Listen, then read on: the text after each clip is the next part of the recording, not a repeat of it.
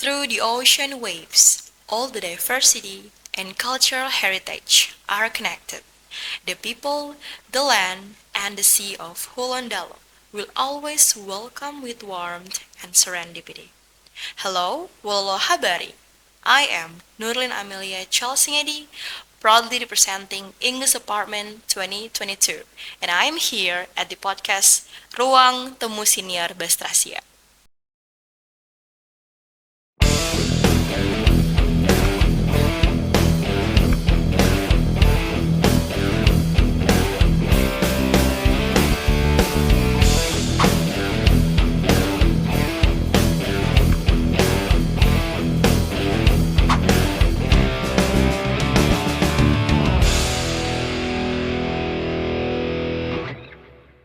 Halo para tamu yang sudah ada di ruang temu.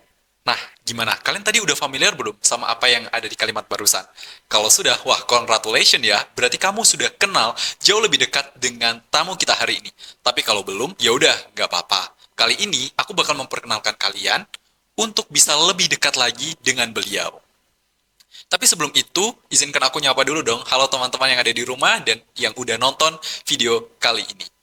Perkenalkan, aku Agustia Negara, mahasiswa jurusan Bahasa Indonesia, Fakultas Sastra dan Budaya, Universitas Negeri Gorontalo. Nah, seperti yang aku bilang tadi, bahwa kali ini kita kedatangan tamu yang luar biasa yang udah mencapai banyak prestasi bergengsi loh. Bukan hanya menjadi mahasiswa dalam program pertukaran pemuda antar negara, tapi juga pernah menjadi pemenang dua Pilmapres dalam Universitas Negeri Gorontalo, pemenang juara pertama satu dalam Duta Baca Universitas Negeri Gorontalo, dan juga menjadi Miss English Department di Fakultas Sastra dan Budaya. Gila, keren banget gak sih itu? Boleh dong kita kasih tepuk tangan yang meriah buat dia? Wah, udah ada 520.000 orang yang salut sama beliau. Keren. Nah, karena kita hari ini sudah melihat banyak dan juga aku udah spill nih sedikit demi sedikit pencapaian yang udah dia raih, maka dari itu podcast kali ini aku beri judul Berlayar ke Negeri Matahari Terbit. Halo, mari sebelum kita kenal, kita sapa dulu dong. Halo Kamiya, ohayo. Halo semua, ohayo gozaimasu. Gimana nih kabarnya? Alhamdulillah baik ya, Agus. Jadi sekarang lagi skripsian, seperti mahasiswa akhir pada umumnya gitu. Kita udah denger kan kabarnya, walaupun Mia ini lagi sibuk-sibuknya, tapi dia masih bisa loh buat tetap berprestasi sampai detik ini. Nah, aku mau tanya nih sama Mia, kira-kira gimana sih perasaannya after balik dari Jepang, terus kembali lagi ke tanah air Indonesia ini?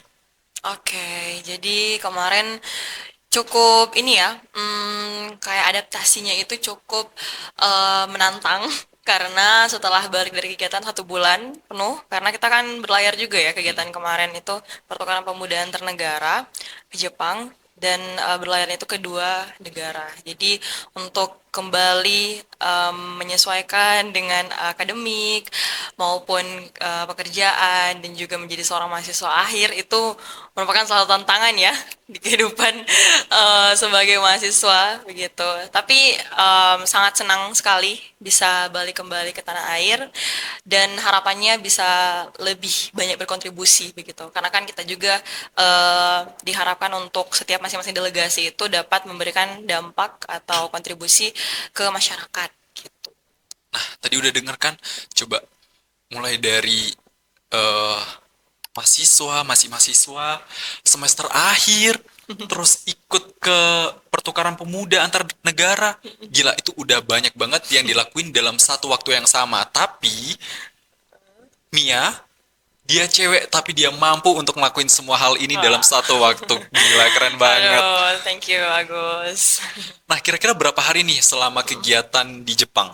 Oke, jadi kemarin tuh Januari sekitar tanggal 15 ya, itu kita take off, berangkat dari Indonesia ke Jepang langsung, itu naik pesawat ya. Jadi teman-teman biasa ada yang tanya, kamu berlayar dari Indonesia ke Jepang berapa lama? Itu nggak berlayar dari ke sini ya, karena kapalnya di sana di Jepang. Jadi kita berangkatnya itu tanggal 15, sekitar 11 hari kalau untuk country program. Jadi kita tuh ada 3 country program, ada on board atau kapal, kegiatan di kapal dan ada apa namanya Ya, country program dan onboard program. Dan juga ada homestay. Ah, jadi kita juga tinggal bareng orang tua asuh di sana, warga lokal di tiga negara dari Jepang, Thailand sama Jepang, Singapura sama Thailand begitu. Jadi kurang lebih 11 hari ya Agus di sana di Jepang karena lumayan karena untuk kegiatan ini utamanya kan di Jepang. Jadi kita stay selama 11 hari di NYC, bukan New York City ya, tapi National Youth Center, National Youth Center gitu. Kayak Wisma Atlet lah gitu di sana. Kalau di sini di Indonesia gitu. Gitu Agus 11 hari. Dan itu lumayan ya pack schedule-nya, lumayan bukan lumayan lagi, udah sangat-sangat padat gitu. Schedule-nya itu dari bangun pagi jam 6 sampai tidur lagi jam 11 itu banyak banget schedule-nya. Dan setiap kontingen kan ada negara Jepang sama ASEAN. Jadi ASEAN kali ini 10 negara gitu. Banyak banget. Nah, tadi kita udah denger ya, selama 11 hari itu tinggal bareng teman-teman yang dari Thailand dan Mm-mm, juga betul. Singapura. Berarti Mm-mm, ada multikultural yang terjadi di sana. betul. Keren, keren, Ya. keren. Nah, ini nih aku tuh jadi penasaran tau kalau gimana awalnya, kenapa kamu ikut program ini dan apa motivasi yang bisa kamu berikan ke diri kamu sehingga, oh aku harus ikut ini nih. Aku tertarik nih untuk ikut ini. Kira-kira ada nggak sih yang kamu kejar sehingga motivasi dalam diri kamu itu muncul? Oke, jadi berbicara tentang motivasi, pasti setiap orang punya motivasi yang berbeda-beda ya, baik dari dalam diri maupun dari luar, begitu. Jadi dulu ini sekedar informasi saja. Sebelum aku menjelaskan lebih lanjut apa motivasi aku ikut ini, karena dulu itu aku pernah ikut. Jadi aku pernah ikut 2 kali untuk seleksi pertukaran pemuda antar negara ini. Pertama itu tadi tahun 2023 kalau nggak salah, itu masih semester 2 ya, semester 2, semester 3. Itu cukup menantang bagi seorang maba yang pengen keluar dari zona nyaman. Jadi simply itu ya alasannya aku itu pengen keluar dari zona nyaman karena menurut aku untuk apa namanya apalagi dari bahasa Inggris ya, aku tuh pengen langsung praktek begitu. Jadi aku tidak ingin hanya belajar teori dalam kelas karena itu tidak cukup untuk kita sebagai mahasiswa nantinya menjalani relasi ataupun kita butuh meningkatkan potensi-potensi diri ataupun mengenal diri sendiri itu dari pertukaran pemuda antar negara seperti itu. Jadi aku tuh intinya dulu pernah ikut tahun 2023 di seleksi AYAP, namanya AYAP. Jadi dia masih pertukaran pemuda antar negara di bawah Kemenpora dan ada berbagai macam negara ya, ada berbagai macam negara dan program. Salah satunya AYAP. AYAP itu apa sih? Jadi AYAP itu Australia Indonesia Youth Exchange Program. Jadi pertukaran pemuda antar negara Indonesia dan Australia begitu. Namun belum rezeki. Jadi yang kepilih itu kemarin teman aku, senior aku dari satu instansi dan dia juga sangat pantas untuk mendapatkan kesempatan itu begitu. Karena seleksinya cukup ketat. Agus. Dan untuk motivasi ya seperti aku bilang tadi, sepertinya pengen banget untuk kita sebagai mahasiswa lebih menjalin relasi begitu. Mungkin terdengar klise ya menjalin relasi, malah keluar dari zona nyaman. Tapi itu adalah alasan-alasan yang mungkin sesimpel kita penasaran begitu. Jadi kita bukan hanya di Gorontalo saja atau kita bukan hanya walaupun kita studi di Gorontalo ataupun di Indonesia, tapi kita ada keinginan begitu untuk berkembang keluar, melihat seberapa luas sih dunia ini begitu, berseberapa luas perspektif teman-teman dari internasional, dan itu banyak sekali yang dapat dipelajari Agus, gitu. Tadi motivasi keren banget ya. Karena kalau biasanya mahasiswa itu kalau kalau dia gagal sekali, dia bakal oh ya udahlah nggak usah. Berarti aku belum Langsung, berezeki, berarti bukan aku banget nih. langsung Tapi down gitu ya ya. benar banget. Tapi kalau misalnya aku dengar dari cerita Mia ini, Mia orang yang hebat, apalagi dia cewek ya. Dia jatuh bangun lagi. Bukannya Iya. ikut yang karena sebelumnya udah ikut yang Australia tapi gagal. Biasanya karena ada orang yang udah deh ikut yang pertukaran mahasiswa pelajar itu PMM Betul. aja. Oh ya PMM ya. Tapi dari sini tuh muncul niat yang lebih gila lagi. Ah, aku harus ikut yang ini nih. Aku harus ikut yang ini. Kalau bisa yang kemarin gagal, berarti siapa tahu yang lebih ini bisa lebih terbang tinggi lagi gitu. Betul, betul banget Agus. Tapi ya, izin potong ya tadi Agus. Aku dengar tadi kamu bilang PMM. Aku jadi teringat percobaan kemarin, pengalaman kemarin aku sama temen aku, Ryan, itu kita coba-coba ini iseng-iseng aja dulu daftar PMM pertukaran mahasiswa Merdeka di Brawijaya University ya, Universitas Brawijaya. Dan itu alhamdulillah lolos. Tapi kan biasa kan kita kalau di fakultas atau jurusan itu kan perlu adanya konversi mata kuliah dan itu harus sesuaikan sama universitas tujuan begitu. Dan itu agak cukup berat begitu dramanya kemarin dan kami itu memutuskan untuk tidak lanjut karena lumayan beresiko ya. Kita juga masih pertama kali jadi masih belum ada keberanian kemarin itu untuk step up ataupun keluar dari zonanya mencoba hal baru. Padahal aku kemarin udah excited banget tapi nggak ada teman jadi begitulah cukup membuat ini satu penyesalan meninggalkan penyesalan yang sangat besar selama menjadi mahasiswa di UNG ini ya karena tidak mengambil kesempatan itu sebenarnya bisa saja kita kan nanti kan bisa mengulang begitu untuk mata kuliah satu dua SKS lah tapi mungkin ya itu pembelajaran kemarin. Jadi kalau teman-teman ada kesempatan ambil aja dulu begitu. Tapi tetap mempertimbangkan pro dan kontranya atau tetap mempertimbangkan plus minusnya di kehidupan teman-teman sebagai seorang mahasiswa. Sekarang kita mau lebih kenal lagi sama programnya. Mm, Kira-kira boleh. program yang kemarin Mia ikuti itu program apa sih? Dan Mm-mm, kira-kira step by step yang harus kita ikuti kalau misalnya kita mau ikut program ini tuh mm-mm, apa aja? Terus susah nggak sih kalau misalnya ikut persyaratannya atau apa yang harus mm. kita persiapkan SKCK kah? Atau apakah? Betul, salah satunya itu ya SKCK ya, betul banget Agus. Iya, jadi em, untuk PPAN ya khususnya pertukaran pemuda antar negara itu banyak sekali programnya begitu dan itu yang merupakan program koordinasi dengan koordinasi dengan Kementerian Pemuda dan Olahraga Indonesia yang berjalan kerjasama dengan negara-negara tetangga dan negara-negara ASEAN maupun Australia dan Eropa juga Amerika ya banyak sekali dan tahun ini paling banyak Agus kegiatannya tapi belum tahu bagaimana seleksi dan untuk seleksi kemarin tuh lumayan karena aku udah dua kali ya ikut seleksi jadi tahun ini lumayan ya tidak terlalu menantang jujur, karena itu hanya seleksi yang sudah pernah aku ikuti dan karena sekarang juga mungkin efisiensi ya Agus. Jadi kita kemarin langsung dites oleh tahun ini berbeda karena tahun ini dan tahun kemarin sangat berbeda karena kemarin itu kita dites langsung oleh Kemenpora. Jadi ada seleksi kabupaten dulu bersama para alumni namanya Purnacaraka Muda Indonesia atau PCMI. Jadi diseleksi dulu online kabupaten kemudian alhamdulillah lolos itu saat itu aku lagi PMS ya program mengajar sekolah di Wirabakti jadi langsung pinjam lab pinjam ruangan untuk wawancara alhamdulillah lolos kemudian lanjut ke tahap provinsi nah itu provinsi kita di karantina begitu namun karantina kemarin itu tidak se itu kenapa aku bilang tidak semenantang Australia kemarin Ayep karena mungkin regulasinya tahun ini berbeda, tahun kemarin berbeda. Dan kita cuman kayak 1 hari atau 2 hari itu di Hotel Grand Key dan sudah selesai. Itu pokoknya 1 hari full itu dari pagi sampai malam itu tes sekitar 10 pos kalau nggak salah. Full penilaian.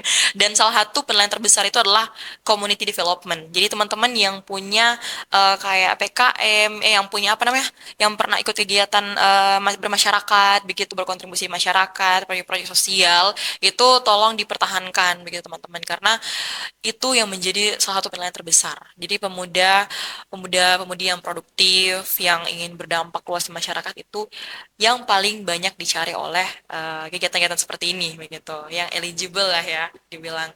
Dan untuk apa namanya seleksi kemarin itu lumayan juga walaupun menurut aku tidak sepadat kemarinnya Ayep, tapi lumayan ya, lumayan banyak karena selesaikan dalam 1 hari begitu jadi 1 hari 10 pos begitu teman-teman karena kemarin juga ada beberapa kabupaten nih kemarin pokoknya kecil yang kabupaten tidak mengirim itu kayaknya Pohuwato deh karena terlalu jauh mereka juga kurang dapat informasi jadi tahun ini jangan berbeda juga Agus dan tahun kemarin itu kita lumayan minim informasinya, diseminasinya karena biasanya kan akan disosialisasi ke univ-univ begitu atau di lembaga-lembaga. Namun kali ini mungkin regulasinya berbeda dan cukup dadakan juga dan yang dapat informasi yang hanya yang pernah ikut kemarin ataupun yang pernah follow sosial media akun Instagram dari PCMI ataupun Kemenpora begitu Agus.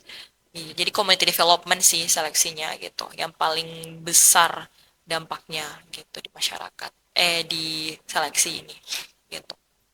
Persyaratannya cukup panjang ya, tapi emang persyaratan yang panjang menentukan hasil yang bagus juga. Betul. Karena siapa sih yang nggak pengen buat jalan-jalan ke Jepang, modal persyaratan ikut doang gitu kan. Tapi memang perjuangan harus menentukan hasilnya kan. Mm-mm, betul Agus. Tadi kan kita udah cerita-cerita tentang persyaratan. Sekarang aku mau tanya dong. Kalau selama di Jepang tuh Mia itu udah ketemu siapa aja atau orang udah ketemu sama orang penting siapa aja. Terus kalau misalnya selama di sana udah tertarik belum belajar bahasa Jepang? Iya, tentu saja kemarin di Jepang kita bertemu berbagai macam orang dari berbagai macam latar belakang juga ya. Tidak terkecuali pemerintah karena di sana juga ada Menteri Pariwisata begitu yang datang untuk menyambut kita para delegasi. Ada juga Prime Minister yang baru dan juga untuk ketemu sama Prime Minister itu hanya youth leadernya. Jadi kita masing-masing kontingen itu ada youth leader sama asisten youth leader. Kita bilangnya YL sama EYL begitu. Dan mereka berdua itu yang kemarin ketemu sama Prime Minister of Japan dan itu mereka ada courtesy call sendiri begitu. Jadi kita yang member ataupun anggota haji delegasi biasa itu kita bertemu sama teman-teman dari berbagai macam latar belakang ASEAN 10 negara bayangkan 10 negara itu sekitar 180-an ya kita kemarin dan ketemu sama stakeholder-stakeholder di sana begitu sama kapten kapalnya juga jadi kapalnya Nippon Maru namanya itu sudah beroperasi sekitar 30-an tahun 37 tahun gitu dan banyak sih banyak ketemu orang-orang penting juga selama di sana sebenarnya pengen ketemu influencer-influencer ketemu juga ini sama PPI PPI apa ya kayak perkumpulan gitu Persatuan Pelajar Indonesia di Jepang iya PPI nah mereka kemarin kita ada kolaborasi bareng mereka karena kita mengadakan cultural exhibition atau pameran atau festival begitu dan kemarin juga ketemu PPI itu mereka sangat welcome begitu, sangat membantu kita dalam proses. Contoh kita pengen pinjam barang-barang dari KBRI dan mereka minjamkan apapun itu kayak kamera ataupun mereka juga sempat datang langsung ke exhibition kita dan sangat mengapresiasi kedatangan kita sebagai delegasi Indonesia di Jepang. Begitu, Agus. Untuk ketertarikan belajar pengen banget jadi kayak jujur ya ini jujur saja secara personal itu aku untuk bahasa Jepang ini masih menurut aku susah sekali gitu Agus karena ini kita harus belajar hiragana, katakana, kanji dan itu bukan alfabet ya yang sering kita lihat setiap hari kayak kalau misalnya bahasa Inggris kan masih pakai alfabet, bahasa Indonesia masih pakai alfabet, bahasa daerah pun begitu. Namun bahasa Jepang ini berbeda teman-teman dan itu butuh waktu kalau menurut aku ya, seorang yang visual begitu butuh waktu berapa bulan begitu untuk bisa menghafalkan hiragana, katakana, dan kanji. Tapi setelah mendengar beberapa kosakata dari teman-teman yang dari Jepang langsung, oh ternyata semudah itu ya, begitu kayak ohayou gozaimasu gitu, onegaishimasu. Jadi kayak ada beberapa kosakata yang wajib kita setidaknya pelajari lah ya, karena kita kan ke Jepang, ke negara orang, setidaknya menghargai budaya mereka dengan pelajari ataupun menghafal kosakata-kosakata ataupun expression begitu untuk kayak minta tolong atau permisi, selamat siang, selamat malam begitu pada umumnya, Agus. So far aku sangat tertarik gitu, pengen belajar langsung gitu. Bahkan kemarin aku lihat teman aku yang belajar bahasa Jepang di pariwisata, dinas pariwisata itu pengen banget kemarin karena masih ada beberapa urusan jadi belum bisa ikut. Tapi intinya pengen banget Agus, ketertarik aku belajar bahasa Jepang itu pengen banget gitu, walaupun susah. Ayo let's do it, kita coba dulu begitu. Bahkan teman aku yang dari Jepang, dia menawarkan kayak I can teach you begitu, dia bilang I can teach you Japanese. I was like okay, nanti kita lihat ya gitu. Mereka sangat baik so far, sangat baik sekali, sangat baik, sangat sopan dan introvert, pemalu. Gitu Agus. Nah, sekarang aku mau tanya nih.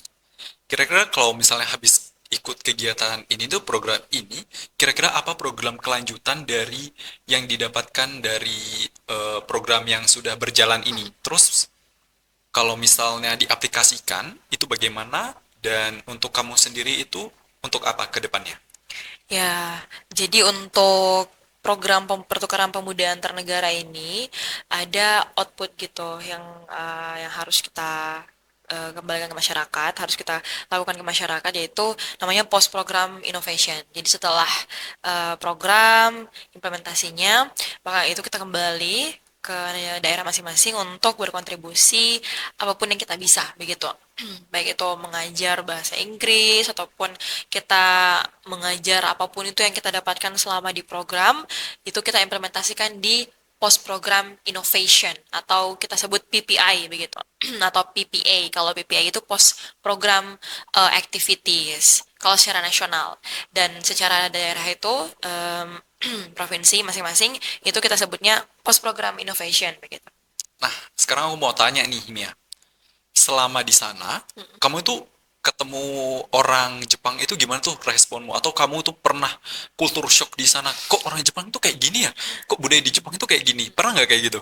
Hmm, pernah banget gitu. Jadi kayak pas ketemu mereka itu, oh, wah ternyata mereka sangat pendiam gitu. Jujur agak sulit untuk mendekati beberapa delegasi ya.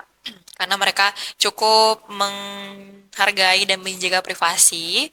Jadi orang-orang Jepang itu mereka sangat menghargai privasi. Jadi kayak, kayak kita contohnya mau upload foto atau misalnya mau minta nomor atau bisa minta apa namanya kontak begitu, itu harus tanya dulu, atau misalnya kalau mau upload tanya dulu ini bisa diupload tidak begitu. Tapi untuk delegasi ini itulah kenapa program ini dibuat gitu, karena untuk supaya masyarakat Jepang itu, anak-anak Jepang itu, pemuda-pemudi Jepang itu mereka bisa mengexpand atau memperluas jangkauan relasi mereka begitu, karena aku melihat mereka itu sangat cukup pemalu tapi mereka sangat hebat Agus, bahkan banyak yang sudah kerja di perusahaan internasional, multinational company, ada international company juga.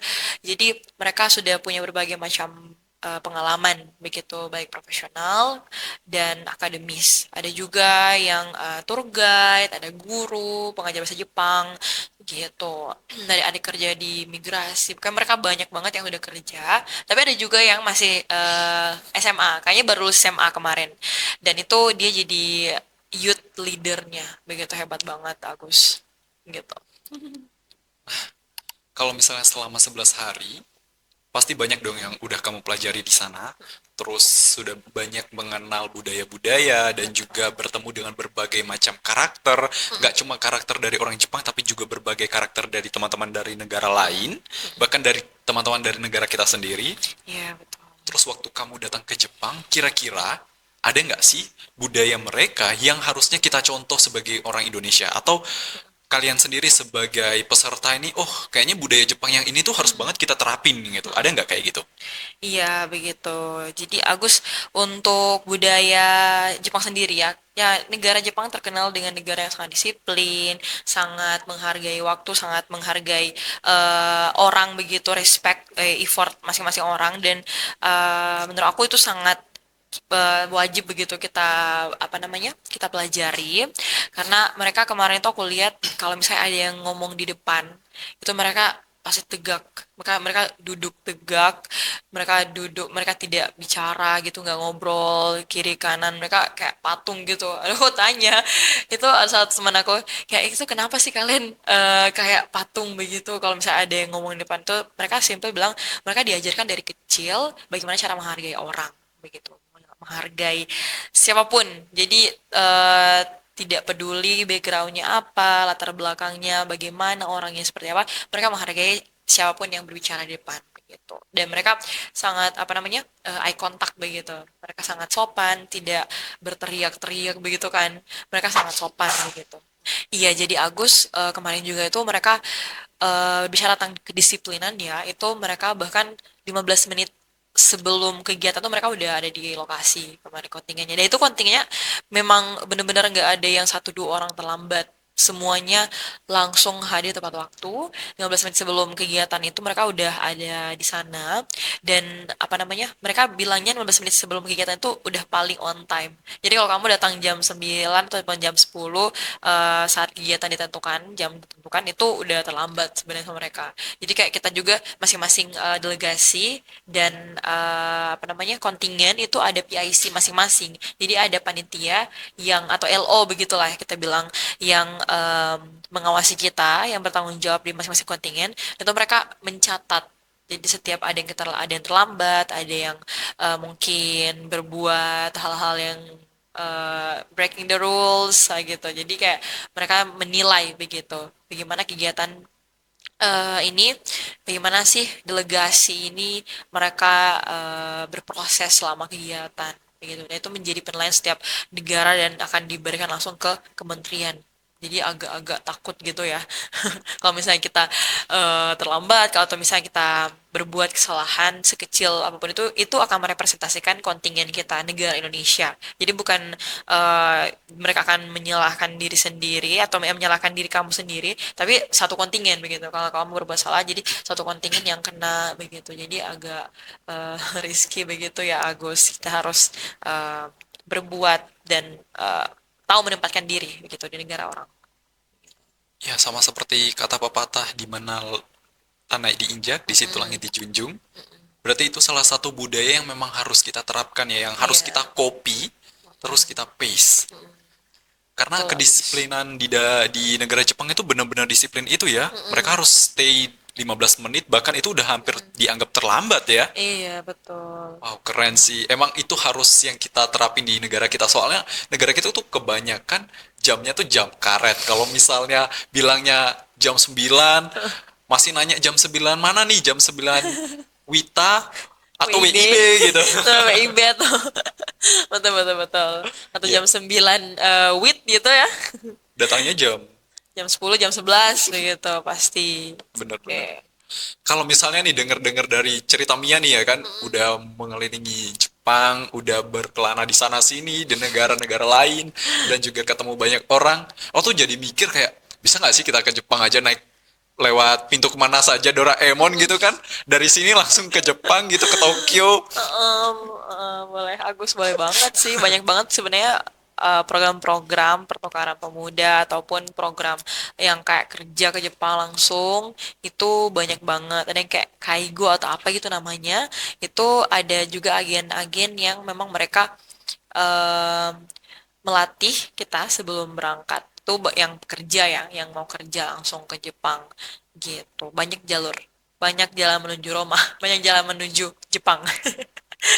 Dengerin guys, ada banyak jalan kalau misalnya kalian mau ikut berprestasi.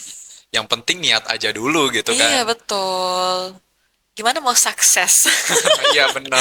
Kalau banyak tapinya ya. Aduh, kok jadi dijawab sama yang tren itu. Mm-mm. Benar-benar.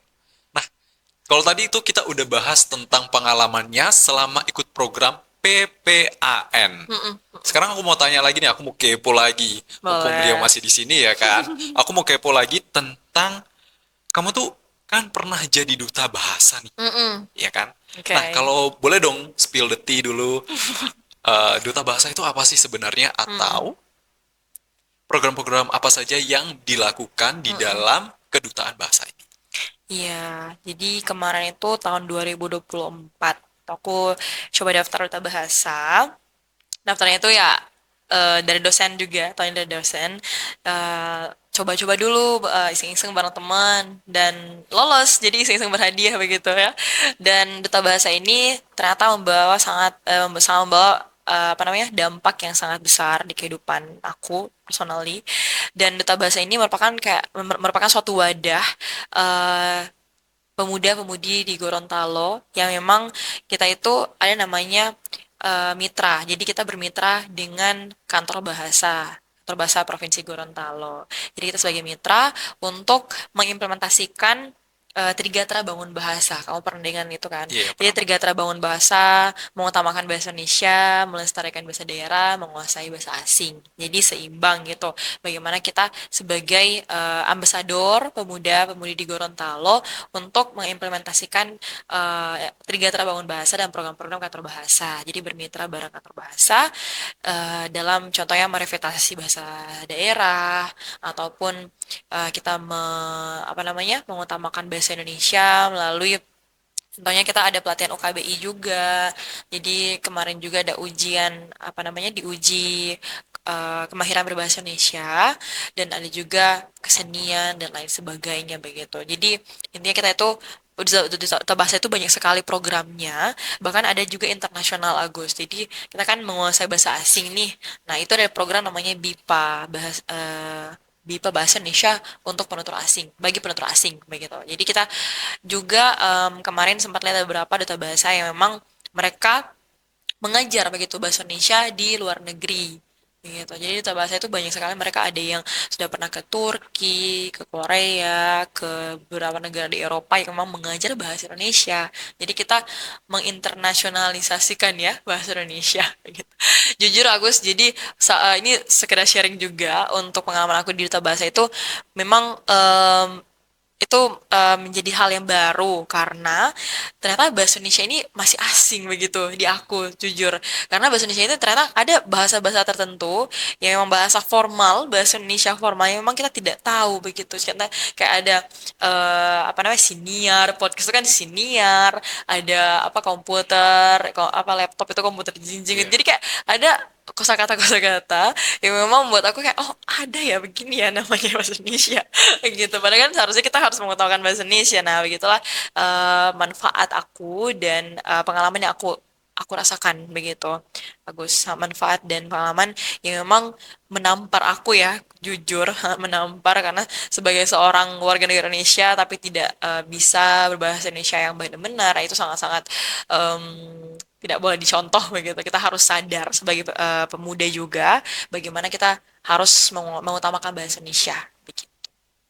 Nah, tadi Mia udah jelasin nih kalau misalnya dia tuh awal ikut duta bahasa itu dari diajak dosen ya Dari kan. dosen dulu Terus akhirnya coba-coba iseng-iseng berhadiah tuh. sumber hadiah. Lolos. Nah, sekarang tuh aku mau tanya, karena tadi Mia udah jelasin tuh proses-prosesnya dan juga manfaat yang Mia dapatkan kalau misalnya ikut duta bahasa sampai bisa tahu beberapa kosakata dan diksi dalam bahasa Indonesia. Aku mau tanya lagi, kira-kira Mia itu apa yang dilakukan duta bahasa dalam implementasi kehidupan sehari-hari terus dengar-dengar juga duta bahasa itu bukan hanya berbahasa pakai bahasa ya, tapi bisa juga mereka berlatih untuk bahasa isyarat. Nah, kira-kira tuh Oh, gimana tuh? iya, betul. Aku jadi ingat pengalaman kemarin. Jadi kita bukan hanya berbahasa menggunakan oral ataupun verbal, tapi kita juga ada non-verbal yang namanya bahasa isyarat. Kemarin kita sudah pernah melakukan beberapa kegiatan dan juga kolaborasi bareng teman-teman tunarungu atau penyandang disabilitas tunarungu yang namanya Gerkatin. Itu gerakan kesejahteraan bagi tunarungu Indonesia, Provinsi Gorontalo. Dan itu mereka sudah ada untuk yang advokasinya, teman-teman, dan itu dari teman-teman Duta Bahasa. Mereka namanya Rangkul Asa. Jadi mereka Rangkul Asa itu kita kemarin buat kegiatan memperingati Hari Bahasa Isyarat Internasional dan itu kita menghargai nilai-nilai inklusivitas melalui apa namanya pengadaan perayaan begitu perayaan Hari Bahasa Isyarat Internasional dan begitu Agus kita juga berbahasa bukan hanya sekedar bahasa formal kita sangat menghargai teman-teman dari disabilitas tunarungu di Gorontalo khususnya dan kita belajar juga gitu jadi aku dari Duta Bahasa ini belajar oh ternyata ada bahasa isyarat begini ya bahasa isyarat ya aku kira kayak ya udah bahasa isyarat dia kita buat saya ternyata memang ada kosakatanya ada memang aturannya begitu ada kamusnya bahkan mereka ada apa namanya sekarang mereka belajar bahasa isyarat mengaji bahasa isyarat pakai bahasa isyarat dan itu teman-teman Rangkul Asa mereka sudah bisa mengajar Al-Quran dalam bahasa isyarat begitu Nah, hebat sekali. Keren ya. Berarti kalau misalnya dari dengar dari cerita Mia nih, Mm-mm. salah satu implementasi yang paling nyata itu adalah penerapan bahasa isyarat ya. Betul, Karena kalau Agus. misalnya bahasa secara oral itu Mm-mm. bisa disampaikan lewat secara bersama-sama aja. Mm-mm. Tapi kalau misalnya bahasa isyarat itu adalah sebuah inklusivitas yang benar-benar harus kita perhatikan karena Mm-mm. orang-orang seperti ini tuh memang ada dalam kehidupan nyata, bukan Iya, hanya dalam kehidupan fiksi, tapi iya. benar-benar ada di sekeliling kita sehingga kita benar-benar juga harus memperhatikan mereka. Mm-mm. Keren, keren, keren. Betul Agus.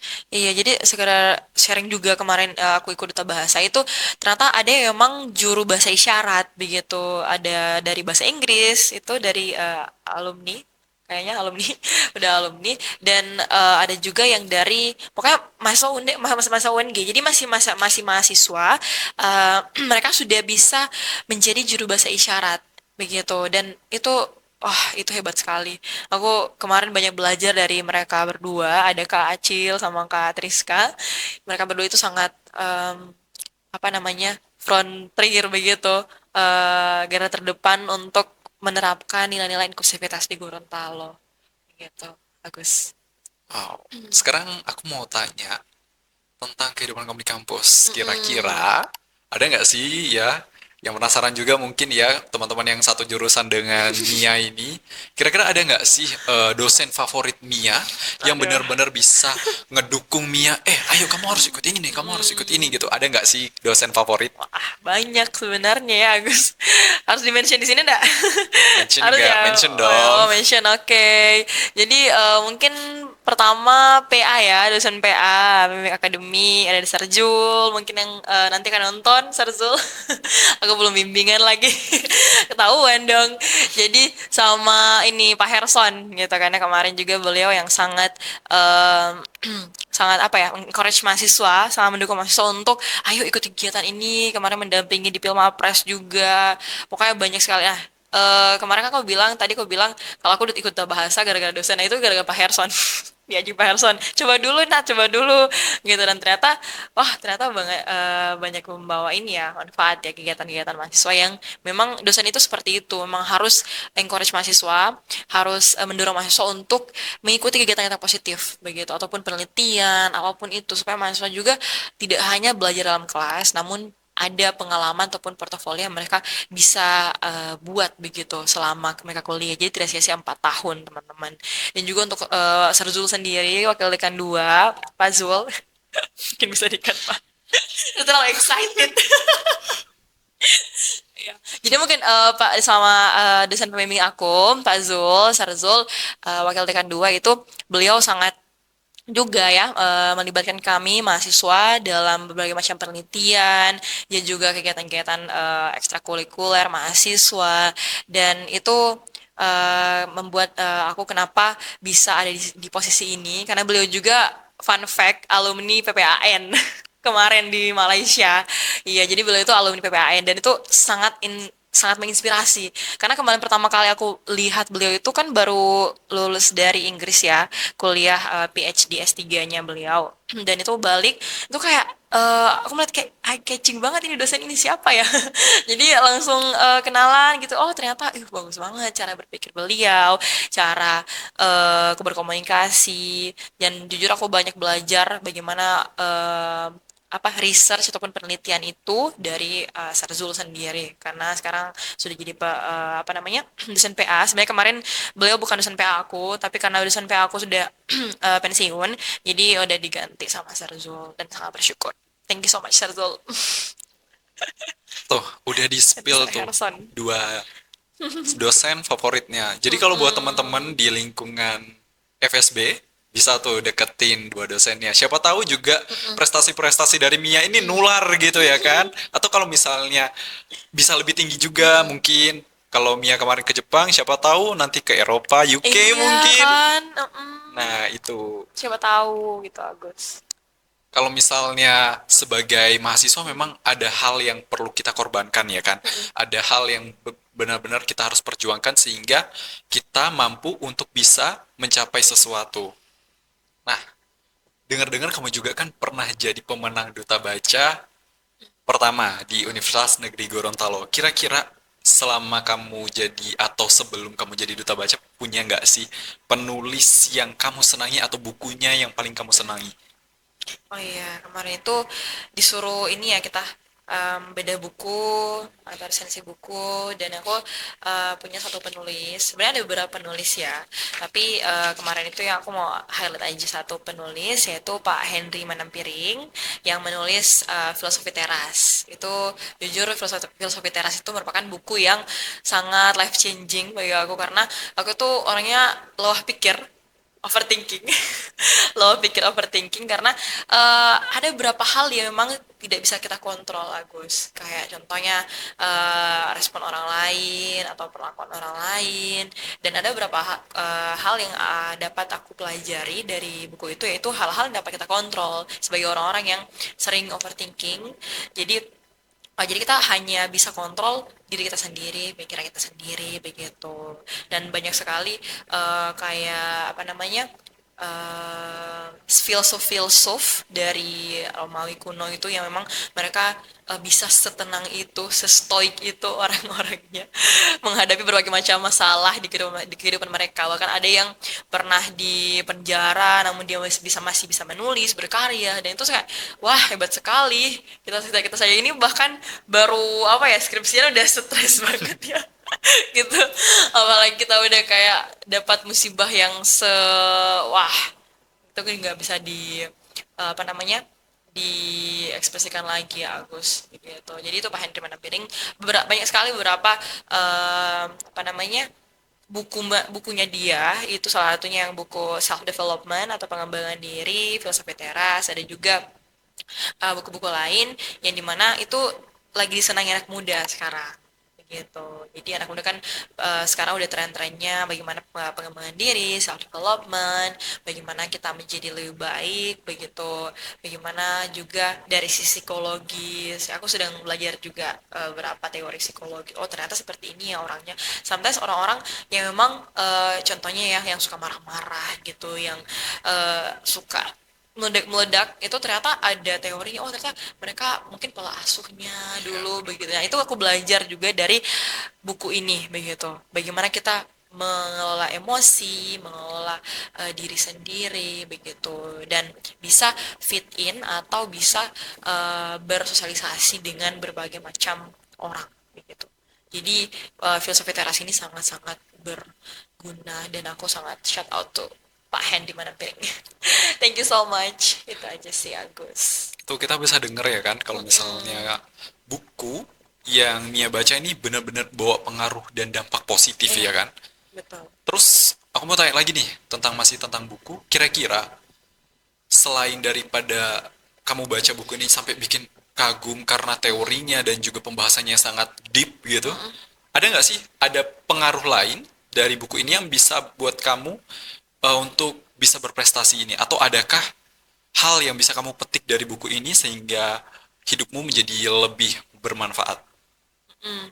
Iya betul. Jadi selain dari teori-teori ke tadi, pastinya ada hal-hal praktikal begitu ya dalam Ya, kehidupan sendiri yang memang di buku itu langsung kita terapin, Agus. Jadi bukan sekadar kayak oke ini teori begini begini begini, tapi di buku itu dia langsung oh ini praktikalnya kalian bisa menerapkan begini begini dan juga di apa namanya Pak Hendy Manampiring itu belum seorang penulis yang hebat ya dan juga dia tuh ada beberapa praktikal teori contohnya kayak bagaimana cara mengolah emosi cara mengelola pikiran kita sendiri yang dapat kita kontrol dari dalam diri sendiri yang dimana kita sebagai mahasiswa itu pasti banyak sekali ya hal-hal yang harus kita kerjakan dan bagaimana kita manage waktu nah itu seperti tadi Agus gimana jadi mungkin setiap orang pasti punya hak pasti ya pasti banget ya punya 24 jam punya jumlah waktu yang sama durasi waktu yang sama namun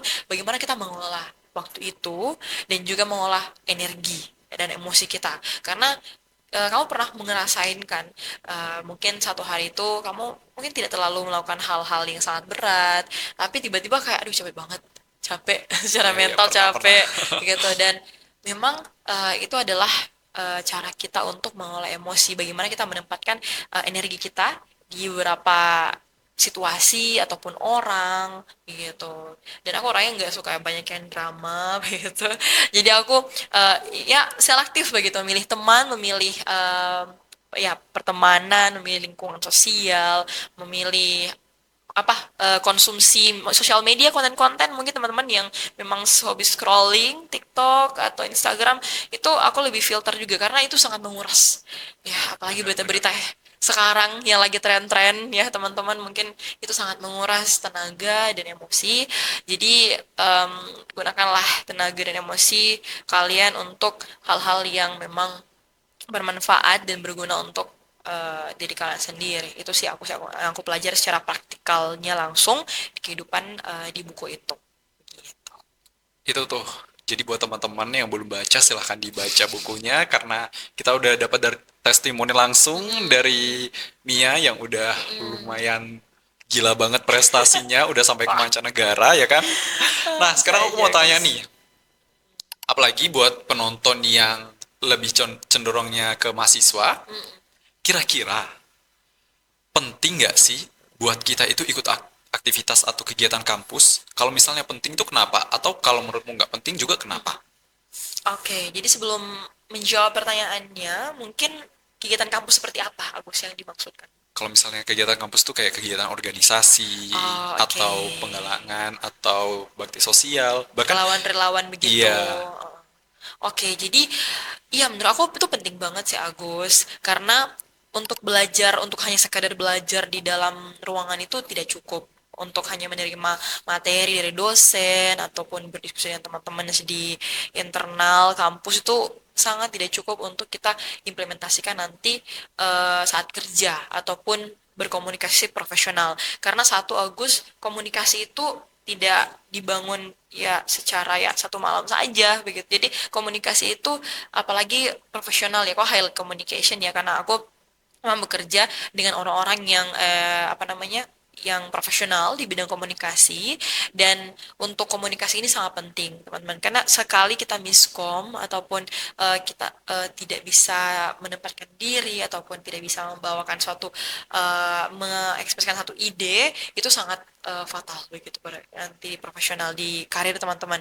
Karena juga contohnya di PKM ataupun di organisasi-organisasi kita kan pasti berdiskusi ataupun bertemu dengan orang-orang yang memang berbeda background begitu, berbeda latar belakang dengan kita, berbeda keilmuan, dan itu yang melatih kita bagaimana cara kita, oh ternyata ada ya karakter manusia seperti ini, ada karakter orang-orang seperti ini di tempat kerja ataupun di organisasi, dan bagaimana kita merespon begitu, bagaimana kita menghadapi orang-orang seperti itu gitu. Jadi ya, ya kita supaya lebih terbiasa apa namanya bersosialisasi dengan orang-orang dari berbagai macam latar belakang ya. gitu. Komunikasi skill ya, skill communication itu yang aku highlight Agus gitu. Nah, berarti keikut kegiatan kampus itu penting ya teman-teman buat Mm-mm, bisa meningkatkan skill. Jadi kita harus punya investasi leher ke atas nih betul. untuk kehidupan kita, apalagi buat mahasiswa yang masih muda, harus benar-benar punya filterasi untuk mengonsumsi banyak hal ketika kamu masih mahasiswa. Nah, untuk pertanyaan terakhir nih, Oke. kira-kira Mia tuh punya nggak sih pesan moral atau pesan apapun kepada penonton para tamu kita di ruang temu, khususnya buat mahasiswa baru atau calon mahasiswa baru yang nanti akan masuk, kira-kira ada nggak sih pesan-pesan yang harus disampaikan sehingga jejak-jejak Mia itu bisa kita ikuti bersama? Wah.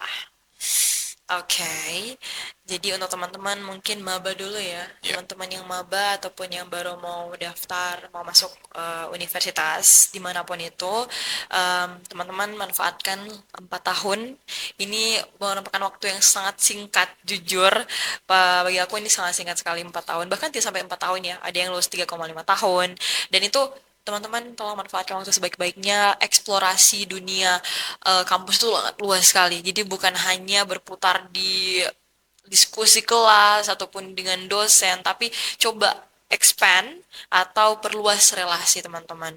Karena kesempatan-kesempatan yang begini, kesempatan-kesempatan untuk memaksimalkan potensi diri itu datang dari luar kampus begitu, Pak. Datang dari luar kelas. Dan teman-teman menjadi seorang mahasiswa itu aku bilang privilege atau sangat apa ya, hak istimewa, merupakan suatu hak istimewa yang sangat disyukuri aku, karena menjadi mahasiswa itu kita punya banyak privilege yang mendapat kita akses. Contohnya kita bisa dapat beasiswa, kita bisa dapat apa namanya, maupun ya beasiswa pendanaan, apa namanya, UKT, maupun beasiswa pertukaran, apapun itu.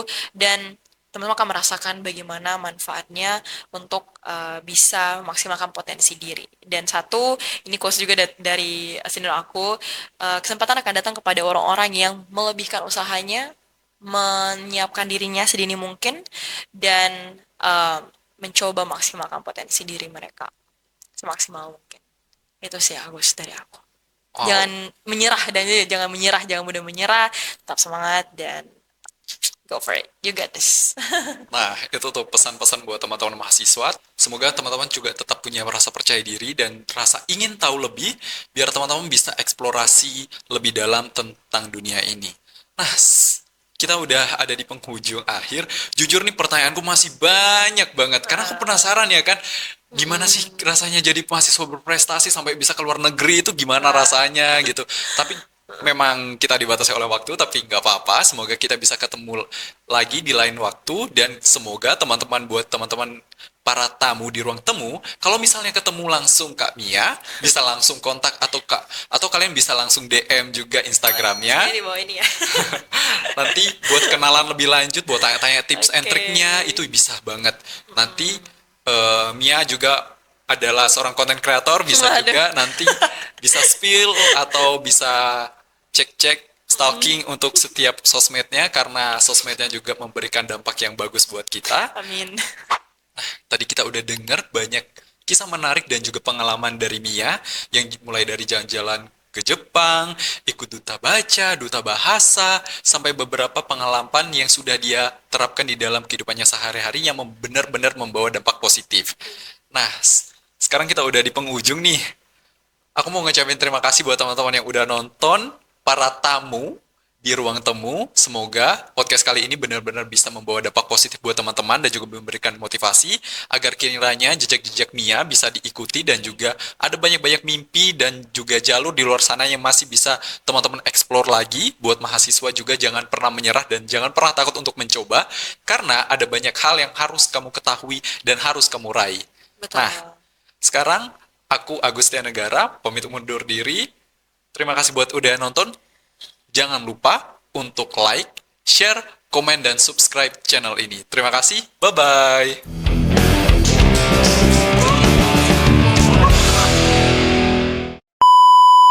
Action. Oke. Perjuangan harus menentukan hasilnya kan? Nggak boleh kan? Boleh dong, harusnya itu hasil tidak mengkhianati. Bagus gak Pak? Bagus, bagus, bagus, bagus, bagus. Udah lanjur enjoy ya. Hasil tidak akan mengkhianati proses, mungkin maksudnya Agus tadi itu terakhir. Dikat aja kali itu ya. Nggak apa-apa. Iya gitu kan.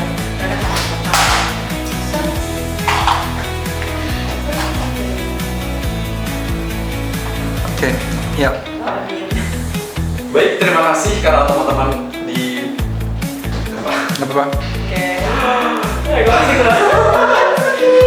Baik, terima kasih Mia. Kita ketemu lagi ya nanti. Thank you, bye-bye semuanya.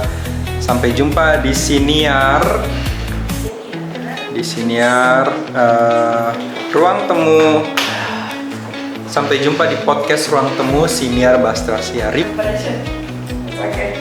Tunggu, aku mau ngetes dulu ya. Nggak usah direkam. Tapi senang sekali Pak. Tetap dong direkam, kan ini ada bloopersnya. Kenapa Kak? Ya senang sekali bisa diundang di podcast ini. Hari kita main podcast, yeay. Soalnya di bahasa Inggris Yes. begini ya. Ya Allah. Bye-bye.